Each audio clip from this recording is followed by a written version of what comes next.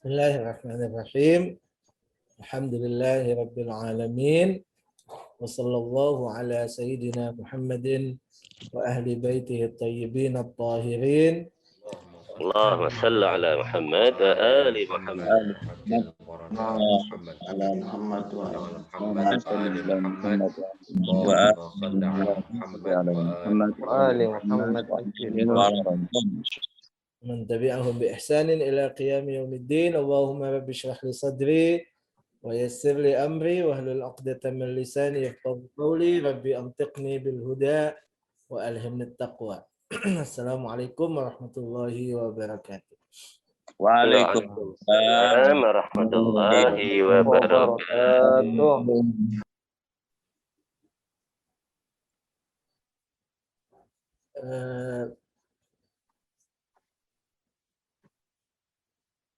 Insya Allah hari ini Al-Fagir akan mencoba untuk menyampaikan secara global seluruh isi yang ada di halaqah ula seperti yang dijanjikan sebelumnya, dan alhamdulillah sudah Al-Fagir buatkan PowerPoint yang mungkin bisa membantu walaupun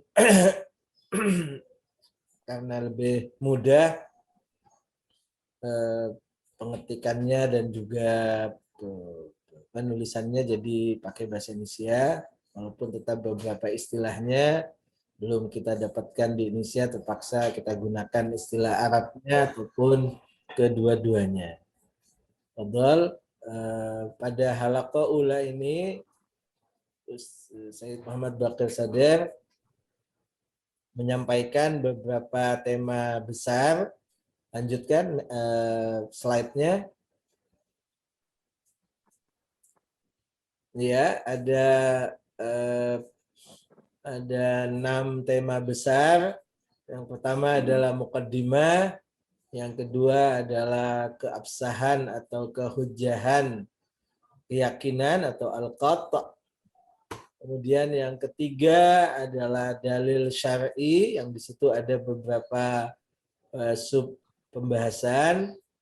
Kemudian yang keempat adalah dalil syar'i non verbal, karena yang ketiga tadi adalah dalil syar'i lafzi atau verbal. Kemudian yang kelima adalah usul amaliyah, dan yang keenam adalah ta'arud adillah.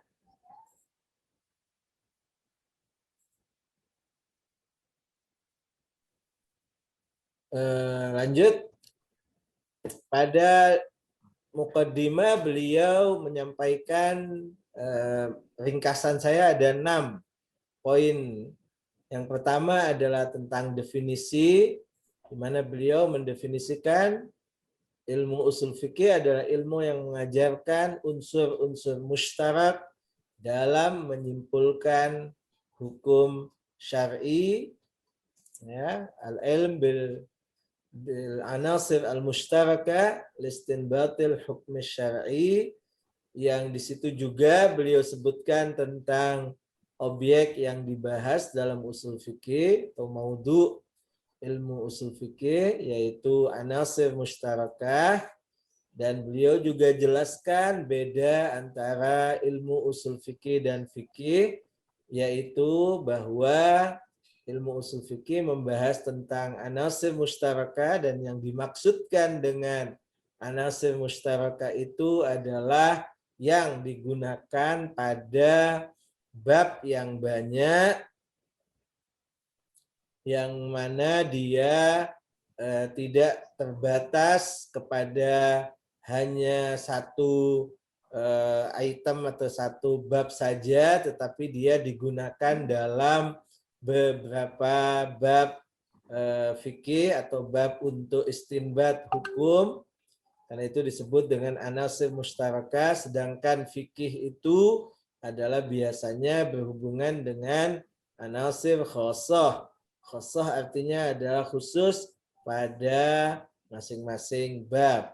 Karena itu katakan pada dalil tertentu yang berhubungan dengan bab tertentu itu biasanya masuk kepada unsur khusus, yang itu adalah katakan pekerjaan seorang faqih, seorang mujtahid, dan tidak masuk ke dalam apa yang kita sebut dengan anasir mustarakah. Anasir mustarakah yang ada dalam usul fikih itu adalah seperti bab-bab yang tadi kita sebutkan itu, ada paling tidak 4 bab besar atau 5 bab besar, yaitu tentang hujiyatul qat, tentang apa yang disebut dengan dalil muhrizah, lafzi, ghairu lafzi, kemudian dalalah, kemudian hujiyatul zuhur, kemudian hujiyatu khabar thiqah misalnya, atau amarah, kemudian juga dalil akli, dan kemudian ta'arud. Di samping usul amaliyah. Itu semua adalah yang disebut dengan anasir mustarakah. Pada muqaddimah itu beliau juga sebutkan tentang urgensi ilmu usul fikih dalam menyimpulkan ahkam. Yang di situ beliau juga bahas tentang berbagai pandangan yang menyebabkan katakan sedikit kerancuan, sehingga sebagian meyakini ketidakbolehan ijtihad karena penggunaan kata ijtihad yang berbeda. Itu beliau bahas, dan kemudian secara urgensi tentu sesuatu yang sangat badihi, karena tanpa usul fikih untuk istinbat, makanya dalam definisi itu beliau juga menggunakan kata istinbat, menghindari kesalahpahaman mungkin dalam makna ijtihad. Itu adalah sesuatu yang badihi dan tidak mungkin untuk ditinggalkan dalam rangka mengamalkan hukum Tuhan. Tugas kita sebagai hamba yang sudah beriman kepada Allah Subhanahu wa taala. Ya, itu pada poin yang kelima, kebolehan istinbat atau ijtihad dengan makna metode, bukan dalil. Kesalahan atau apa yang digunakan oleh Sunni khususnya, dan juga mungkin dalam masa-masa tertentu ulama Syiah mengecamnya, yaitu ketika digunakan sebagai makna dalil, sebagai makna sumber hukum, bukan sebagai metode. Kemudian pada mukaddimah itu juga beliau menjelaskan tentang hukum syar'i, bahwa hukum syar'i itu adalah ketentuan Allah Subhanahu wa taala yang berhubungan dengan pekerjaan seorang mukallaf, maka itu disebut dengan hukum taklifi, dan ada ketentuan Allah yang berhubungan dengan status, kepemilikan, dan yang lainnya yang disebut dengan hukum wad'i. Lanjut. Kemudian sebelum memasuki kepada dalil syar'i baik lafzi kemudian non lafzi seperti akal dan seterusnya, beliau terlebih dahulu mengemukakan sebuah tema yang digunakan atau diperlukan dalam semua jenis istinbat. Kenapa? Karena ini adalah yang paling awal. Tanpa ini maka semuanya adalah tidak berarti, semuanya adalah tidak ada konsekuensinya, yaitu yang disebut dengan hujjatul qat', pembahasan tentang bahwa al-qat'u hujjah, bahwa keyakinan itu punya keabsahannya, ya, yaitu dalam dua sisinya. Yang pertama adalah dari sisi mu'adziriyah, dan yang kedua dari sisi munajjiziyah. Mu'adziriyah artinya adalah alasan kita di hadapan Tuhan di saat kita melakukan kesalahan, karena kesalahan identifikasi, kesalahan memahami, kesalahan untuk kemudian menyimpulkan, tetapi kita sudah sampai kepada keyakinan tetapi salah. Maka di situ kita punya alasan di hadapan Tuhan karena kita sudah yakin, dan Tuhan sesuai dengan keyakinan kita dalam mazhab Imamiyah khususnya yang meyakini akan sifat adil bagi Tuhan, dan itu bagian daripada prinsip sehingga masuk kepada usuluddin, walaupun mungkin lebih tepatnya usulul madhab. Maka kita juga meyakini bahwa Tuhan akan memaafkan, Tuhan tidak akan menuntut di saat kita salah padahal kita sudah yakin. Itu di sisi yang pertama, dan di sisi yang kedua adalah pada sisi munajjiziyah. Di sini sebaliknya, di sini akan menjadi alasan bagi Tuhan untuk meminta pertanggungjawaban bagi kita. Karena pada sisi munajjiziyah itu artinya bahwa kita sampai kepada tingkat yakin akan adanya taklif. Kalau pada mu'adziriyah akan tidak adanya taklif, akan kebebasan, akan tidak haramnya sebuah pekerjaan atau sebuah benda misalnya sehingga kita makan atau minum. Tetapi pada munajjiziyah justru di situ kita meyakininya bahwa ada taklif, ada kewajiban, ada keharaman, dan seterusnya. Dan itu pada munajjiziyah tidak bisa kita tinggalkan, dan kalau kita tinggalkan berarti Tuhan punya alasan bagi kita karena kita sudah meyakini, dan keyakinan itu adalah hujjah. Tuhan bisa meminta pertanggungjawaban kita dan memberikan iqab, memberikan punishment kepada kita ketika kita meninggalkannya. Di situ juga beliau sebutkan bahwa dari mana kita memahami itu? Dari akal. Bahwa akal sehat kita meyakini bahwa al-qat'u itu adalah tidak bisa dilepaskan daripada al-hujjiyah. Hujjiyahnya adalah zati atau substansial. Ketika hujjiyahnya adalah substansial, maka tidak bisa dilepaskan, dia selalu ada, bahkan Tuhan sendiri tidak mungkin untuk kemudian melepaskannya, memisahkannya. Mungkin saja Tuhan kemudian merubah atau melakukan sesuatu dengan berbagai cara sehingga al-mukallaf tidak lagi yakin, itu mungkin saja. Sehingga dengan mukallaf ragu, dengan mukallaf tidak memiliki keyakinan, maka tidak ada hujjiyah lagi. Karena hujjiyahnya hanya ada pada al-qat', hanya ada pada yakin. Di saat sudah syak, saat sudah ada keraguan atau ketidaktahuan tanpa ilm, maka tentu di situ tidak ada hujjiyah. Lanjut. Dengan prinsip ini, dengan sesuatu yang sangat mendasar ini, yaitu pada hujjiyah, maka kemudian apa yang kita yakini sebagai dalil, maka itu bisa untuk kemudian menjadi pegangan kita. Dalil itu akan bermakna ketika dalil itu sampai kepada tingkat keyakinan, dan karena keyakinan itu hujjah dengan sendirinya, maka berarti dalil itu sudah bisa dipegang sebagai pegangan, sebagai alasan, sebagai sesuatu yang bisa dipertanggungjawabkan di depan Tuhan. Itu ketika dalilnya memang menyampaikan kita kepada al-qat' atau qat'i. Tapi kalau dalilnya tidak menyampaikan kita kepada qat'i, mungkin dhanni, maka tidak bisa menjadi alasan kita secara umum, kecuali memang dalil itu diangkat oleh Tuhan, oleh syari' menjadi dalil seperti qat'i, atau diangkat menjadi kita atau diperintahkan kita untuk memperlakukannya sebagai sesuatu yang qat'i.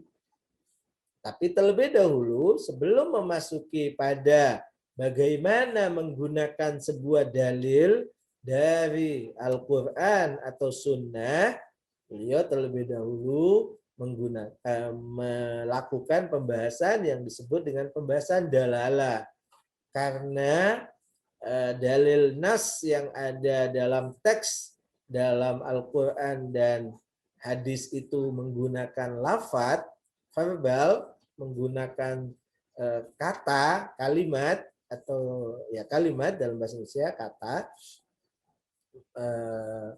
maka terlebih dahulu beliau membahas bagaimana hubungannya antara kata dengan maknanya. Sehingga kemudian bisa dipertanggungjawabkan bahwa ini memang kata ini punya makna demikian, sehingga kemudian itulah yang dituntut oleh syariat kepada kita. Katakan ketika sebuah kata digunakan oleh syariat, misalnya kata air, kata sa'id, kata tanah, kata debu, kata apa dan seterusnya, di mana itu berhubungan dengan hal-hal yang diwajibkan di dalam syariat, berhubungan dengan misalnya perintah atau larangan, maka itu menjadi sebuah pegangan atau tadi hujah kepada kita di saat memang kita sudah bisa buktikan bahwa kata A ini menunjukkan kepada makna tertentu, kata B menunjukkan pada makna tertentu. Dari situ beliau memulai dengan pembahasan bahwa ada teori yang digunakan atau keyakinan yang dimiliki oleh sebagian ulama usul fikih yang menyebutkan tentang hubungan antara kata dan makna. Yang hubungannya pertama adalah dzati atau substansi, artinya kata itu sendiri yang menunjukkan kepada makna, tapi ini beliau tolak dengan beberapa alasan. Kemudian ada teori yang kedua yang disebut dengan teori ta'ahud yang dikemukakan oleh guru beliau itu Sayyid Fu'i, yaitu bahwa hubungannya hubungan tidak substansi tapi hubungan wati, hubungan katakan kesepakatan, hubungan di luar konven misalnya. Itu beliau terima sebagai sebuah langkah untuk memberi makna atau menjelaskan tentang hubungan, tetapi belum menafsirkan menurut beliau terhadap bagaimana kesepakatan itu bisa terus berlanjut, bisa terus kemudian menjadi sesuatu yang tak terpisahkan, sehingga setiap kita mendengar, setiap kita mengucapkan, bahkan setiap kita menghadirkan kata tersebut juga ada maknanya. Tanpa harus bicara dengan orang lain, kita misalnya berpikir sendiri, merenung sendiri, itu juga ada dalam benak kita. Kenapa beliau kemudian menyebutkannya dengan teori qarn al-akid, al-qarnul akid, yakni gandengan yang akan semakin kuat karena selalu digunakan atau karena sesuatu yang sangat-sangat urgen, penting, krusial, sehingga kemudian kita tidak lupa dan semuanya menjadi seolah-olah menyatu.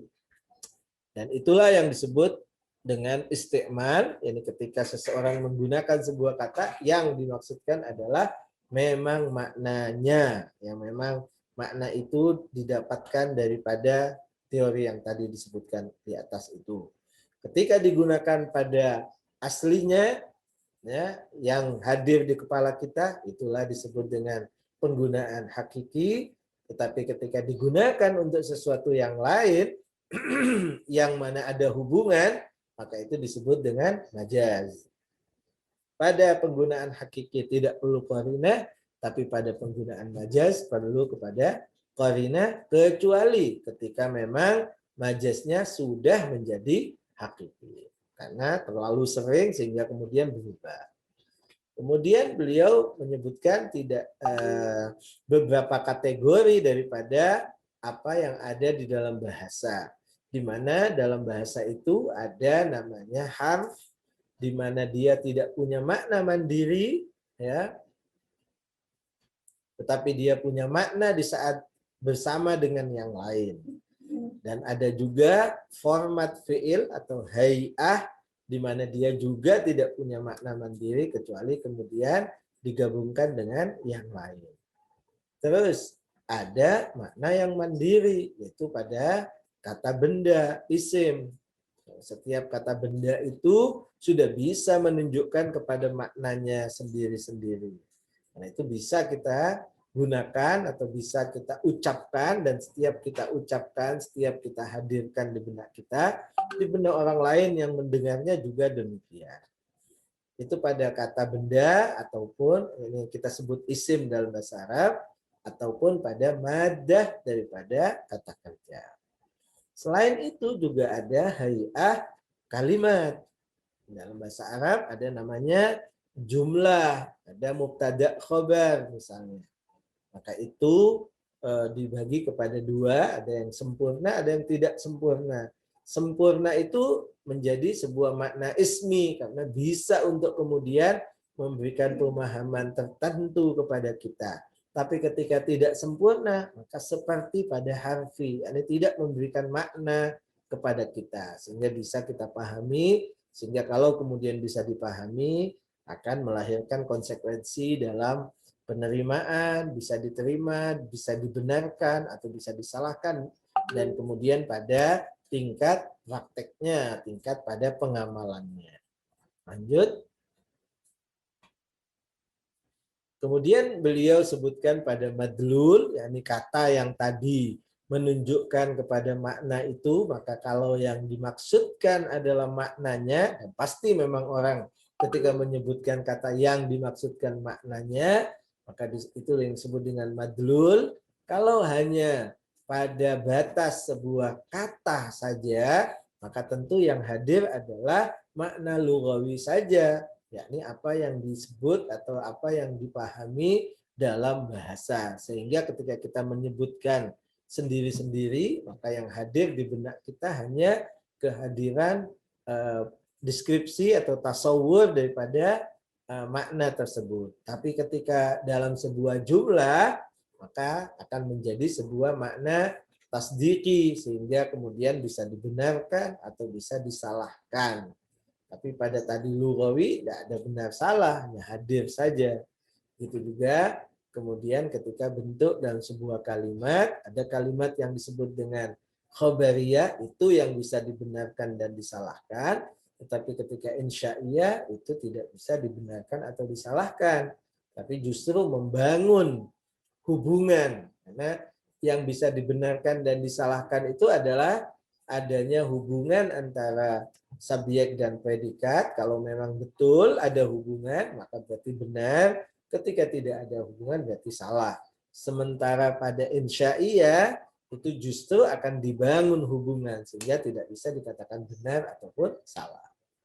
Kemudian yang menjadi poin pentingnya atau stressingnya sebenarnya ini adalah pada poin yang ke-7 di sini, yaitu yang dibahas dalam ilmu usul sehingga menunjukkan kepada makna dan menunjukkan kepada konsekuensi, yaitu adanya hukum, yaitu pada pertama format kata kerja atau perintah. Format kata kerja atau perintah yang disebut dengan amr itu dipahami oleh kita, oleh orang yang mendengarnya sebagai makna hakikinya pada dorongan. Dorongannya adalah sesuatu yang diinginkan untuk dilakukan dan tidak ada opsi, itulah yang kita sebut dengan wajib. Ketika disuruh untuk melakukan, artinya wajib melakukan. Sementara kadang-kadang digunakan juga tidak pada hakikinya, tapi pada majaz, yaitu ketika dorongan tapi masih boleh untuk ditinggal, bukan kewajiban, itu yang disebut dengan mustahab. Yang kedua adalah pada format kata kerja larangan atau nahi, di mana sebaliknya daripada amar bukan didorong tapi justru ditahan. Justru syariat ingin menahan mukallaf untuk melakukan sebuah pekerjaan. Kalau menahannya itu adalah dengan kuat, dengan katakan motivasi dan adanya latar belakang yang kuat yang dimana diinginkan oleh syariat untuk sama sekali tidak dilakukan karena bahaya yang ada, kerugian yang ada, maka itu artinya haram. Tapi kalau masih boleh-boleh saja dilakukan walaupun syariat lebih cenderung untuk sebaiknya tidak dilakukan atau ditahan, itu disebut dengan makruh dan itu artinya makna majaz. Penggunaannya pada penggunaan majaz.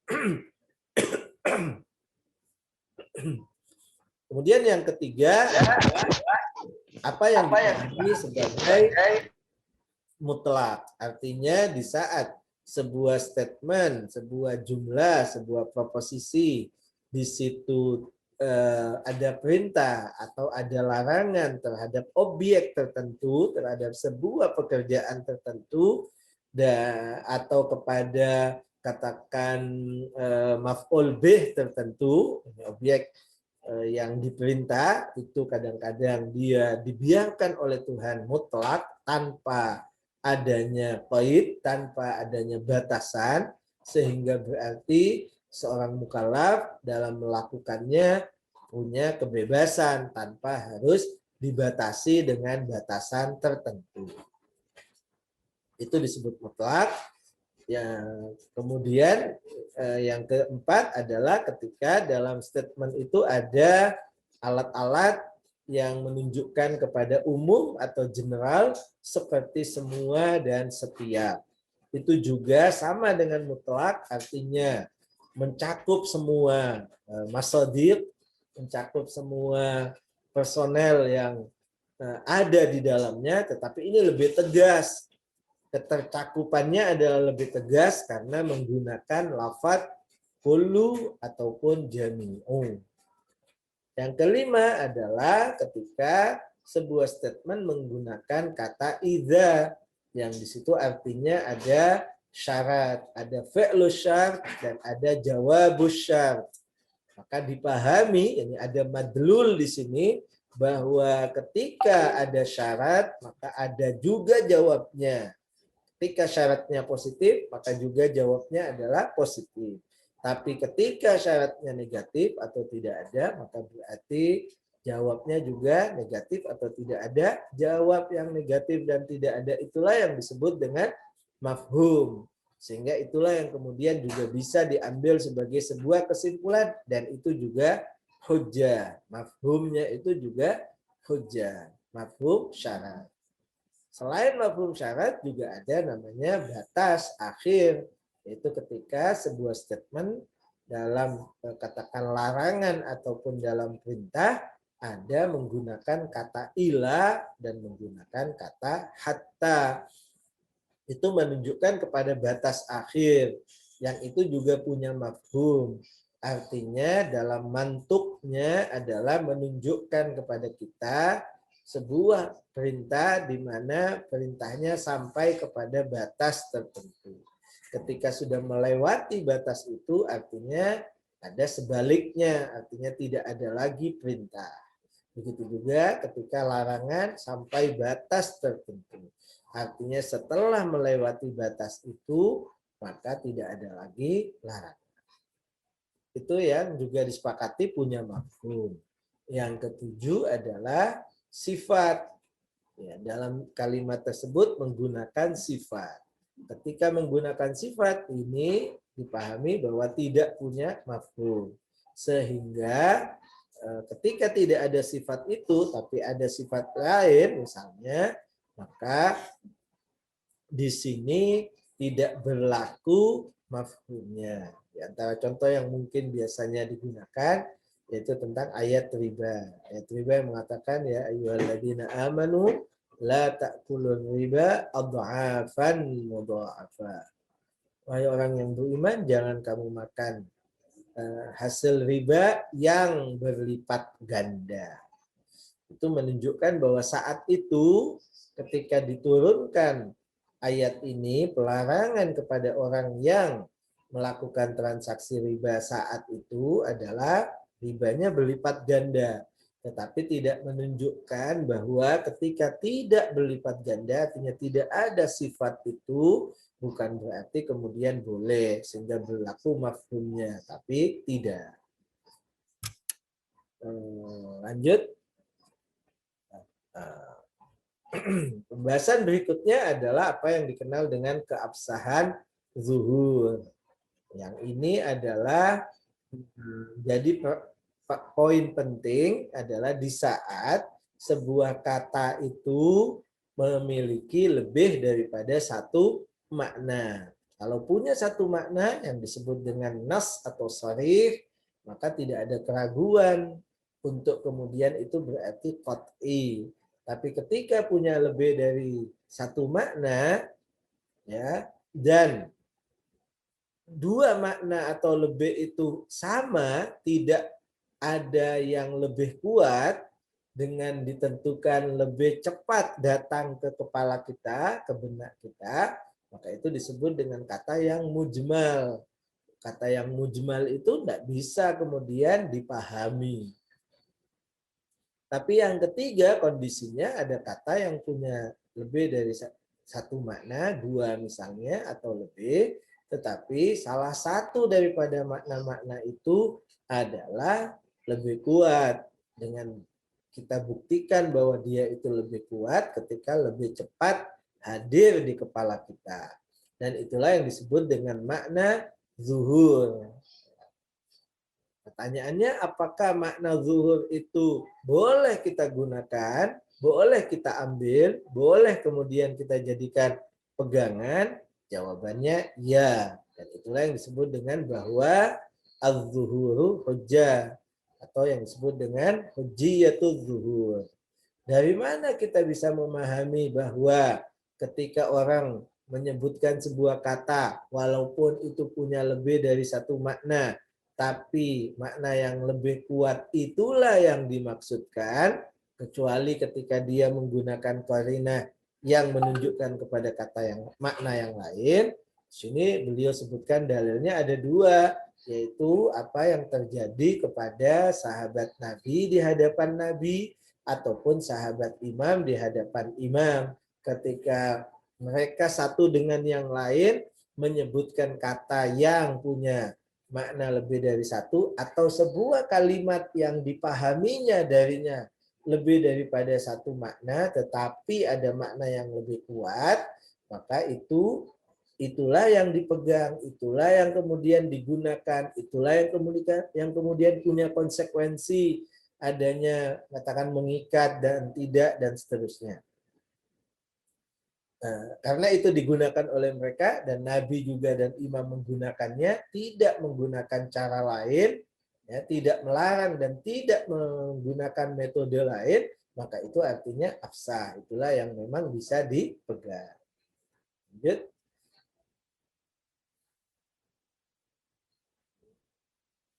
Ya, kemudian pembahasan seterusnya saya coba juga membahas tentang bagaimana kita bisa membuktikan sebuah dalil syar'i itu adalah benar, dalam artian bahwa dia kuat betul daripada al-maksud.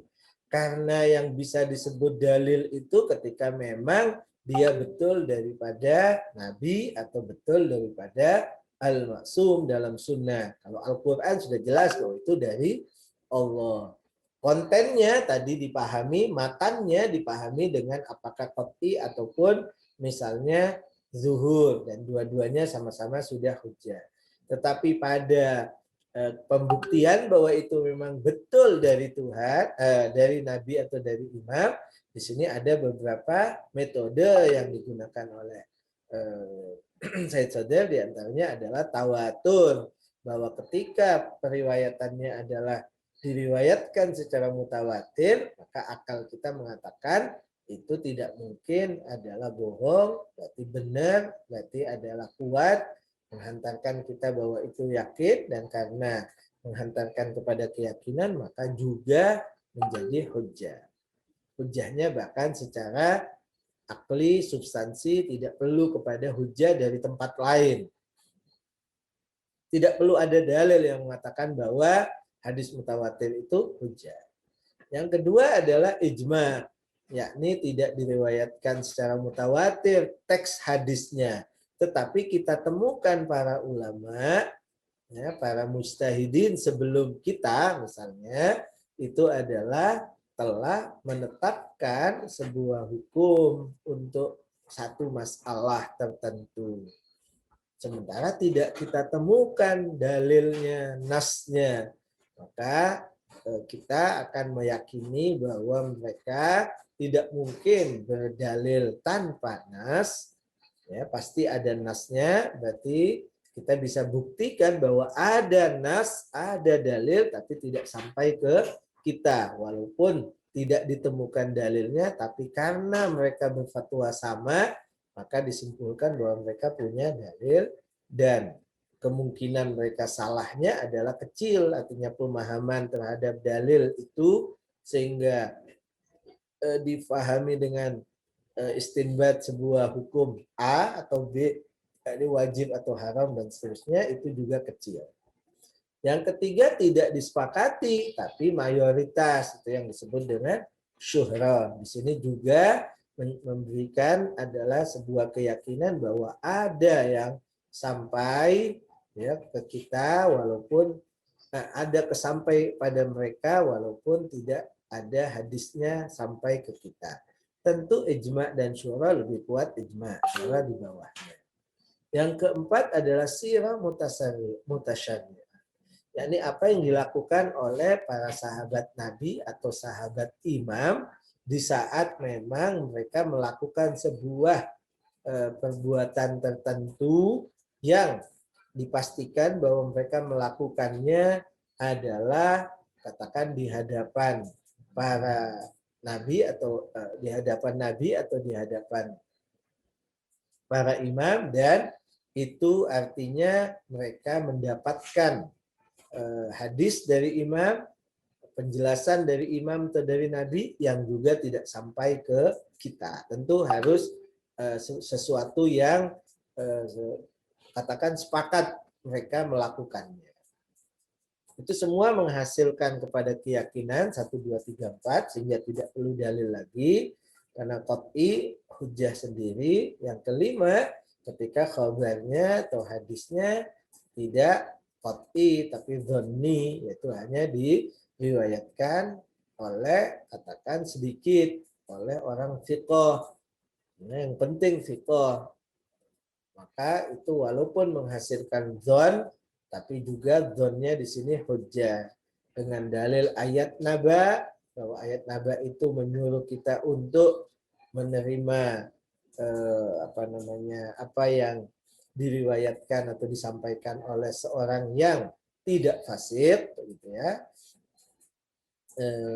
Begitu juga yang kedua adalah sirah mutasyari'ah, bahwa orang-orang yang hidup bersama Nabi atau imam itu melakukan itu, menerima berita walaupun dari satu orang, dan begitu juga al-uqala, ini kebiasaan orang berakal juga demikian.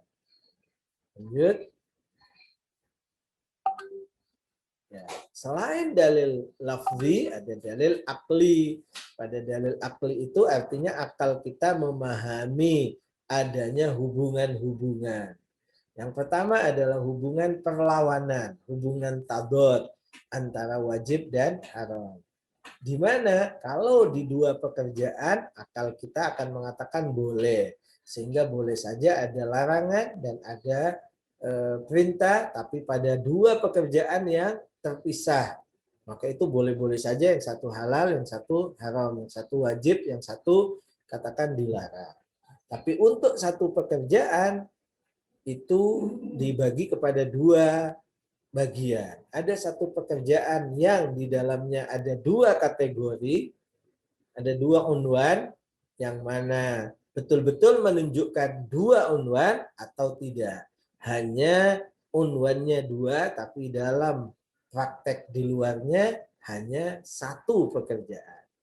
Kalau yang satu pekerjaan itu adalah diperselisihkan, saya cenderung kepada tetap tidak boleh, ya, dan itu kemungkinan yang diyakini oleh kebanyakan ulama Syiah bahwa tidak boleh, walaupun unwannya dua, kategorinya dua, tetapi pekerjaannya tetap satu di alam realitas. Tapi kalau dua kategori dan juga di alam realitasnya itu adalah betul-betul menunjukkan kepada dua pekerjaan, itu boleh saja bertemu antara pekerjaan perintah dan larangan, sehingga artinya pada saat yang sama dia melakukan sebuah kewajiban dapat pahala, dan pada saat yang sama kalau dia lakukan hal yang dilarang itu dia berdosa. Yang ketiga adalah hubungan antara haram dan batal, ya. Di situ ada larangan sehingga menyebabkan haram. Apakah juga meniscayakan batalnya pekerjaan itu? Dijawab ya dalam ibadah, tapi tidak dalam muamalah. Sehingga dalam muamalah bisa saja kita dilarang untuk melakukannya, tapi kalau kita lakukan tetap sah, tidak batal. Dalam akad nikah misalnya, atau dalam akad jual beli ataupun yang lain. Kemudian hubungan yang kedua adalah hubungan antara hukum dan maudhu'nya, yaitu subjeknya. Di sini dibedakan ada namanya tingkat penerapan, tingkat penetapan yang disebut dengan hukum ja'al, di sisi Allah sudah ditetapkan sebuah hukum, atau yang kedua adalah tingkatnya realisasi, yaitu fi'il, yakni bahwa ada seorang mukallaf yang sebagai subjek daripada hukum tersebut. Nah, di sini kemudian hubungan yang ditetapkan, yang dipahami oleh akal kita apa? Yaitu bahwa mustahil ilmu tentang hukum menjadi penyebab adanya hukum. Ilmu itu adalah lebih lambat daripada keberadaan objeknya. Jadi harus ada objeknya dulu, baru kita tahu tentang ilmu tersebut. Tidak bisa ilmu menghasilkan objek. Karena itu tidak bisa ilmu menjadi qaid, ilmu menjadi penyebab kemudian adanya sebuah hukum. Dengan kata lain, Allah Subhanahu wa taala tetapkan sebuah hukum hanya bagi orang yang tahu. Ketika tidak tahu maka tidak ada hukum misalnya. Enggak. Dalam ja'al itu tidak ada hubungannya antara orang tahu dengan tidak tahu. Yang ketiga adalah hubungan antara hukum dan objek atau muta'allaq. Di sini juga yang diambil adalah mustahil hukum menjadi penyebab keberadaan objek seperti keharusan tidak musafir supaya bisa berpuasa. Persyaratan sehingga dia bisa puasa itu tidak musafir. Dengan kata lain, bahwa adanya muta'allaq, adanya kewajiban puasa kepada subjek seseorang itu adalah ketika sempurnanya syaratnya. Artinya harus ada dulu syaratnya, baru kemudian ada hukum. Maka hukum tidak bisa, dengan kata lain, hukum itu lebih lambat. Hukum itu akibat. Karena itu hukum yang menjadi akibat tidak bisa mengharuskan, yakni menjadi sebab untuk orang menjadi punya taklif. Dengan kata lain misalnya tidak pergi kepada musafir. Yang keempat, hubungan antara hukum dan muqaddimah. Di sini muqaddimah dibagi menjadi dua. Muqaddimah yang bergantung padanya keberadaan objek sebuah kewajiban, itu adalah tidak wajib untuk kita realisasikan muqaddimahnya. Yang kedua adalah muqaddimah yang bergantung padanya keabsahan sebuah kewajiban. Ini di sini wajib, seperti wudhu untuk sholat. Ketika sudah wajib kepada kita sholat, tapi sholat itu diperlukan adanya wudhu sehingga sahih, maka wudhu itu menjadi sebuah kewajiban. Beda dengan yang di atas bahwa untuk menjadi wajib adalah perlu kepada muqaddimah. Maka untuk merealisasikan muqaddimahnya kita tidak wajib. Yang kelima, hubungan antara hukum sebuah pekerjaan dengan bagian-bagiannya. Ada kalanya sebuah perintah, sebuah kewajiban terhadap sebuah pekerjaan itu dia terdiri dari beberapa unsur, beberapa rukun, beberapa bagian. Maka bagian-bagian itu ada kalanya kewajibannya adalah kewajiban istiqlali, sehingga dia bisa berdiri sendiri, sehingga boleh saja kemudian ada yang diwajibkan, ketika tidak bisa maka tidak gugur semuanya, tapi adalah yang bisa dilakukan tetap wajib, yang tidak bisa dilakukan maka tidak bisa. Tapi kalau dimni, dia adalah sebuah kesatuan, tidak istiqlal, maka tidak bisa begitu. Ketika satu tidak bisa, maka gugurlah kewajiban. Lanjut.